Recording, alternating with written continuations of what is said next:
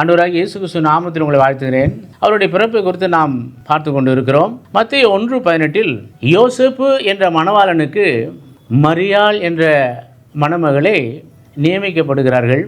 அவர்கள் நியமிக்கப்பட்டு இருக்கையில் பரிசுத்த ஆவியானவராலே மரியாள் கர்ப்பவதி ஆகிறதை நாம் பார்க்கிறோம். இந்த நாட்களில் எப்பேற்பட்ட பாடுகளை அந்த மரியாள் கஷ்டப்பட்டிருப்பார்கள், அந்த ஜனங்கள் என்னென்ன அவர்களை வையான சூழ்நிலை சொல்லியிருப்பார்கள், இப்படியெல்லாம் இந்த சமுதாயத்தில் நாம் பார்க்குறோம் இல்லையா. இப்போ இருக்கிற சூழ்நிலைகள் வேறு, அந்த நாளில் இருந்த சூழ்நிலைகள் வேறு.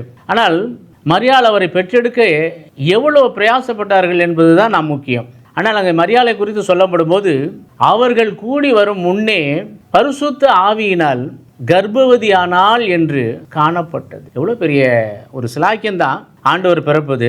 ஆனால் அந்தவரை பெற்று எடுக்க அவர்கள் பட்ட பாடுகள் அதிகம். ஆகையினால தான் அந்த ஒரு பாத்திரத்தை பிதாவாகிய தேவன் தெரிந்து கொண்டார் என்று பார்க்கிறோம். இந்த நாட்களிலும் மரியாள் எப்படி வேதனைப்பட்டாள் என்பதை நாம் நாளை தினத்தில் காணுவோம். கர்த்தர் நிச்சயம் நம்மளை ஆசீர்வதிப்பார்.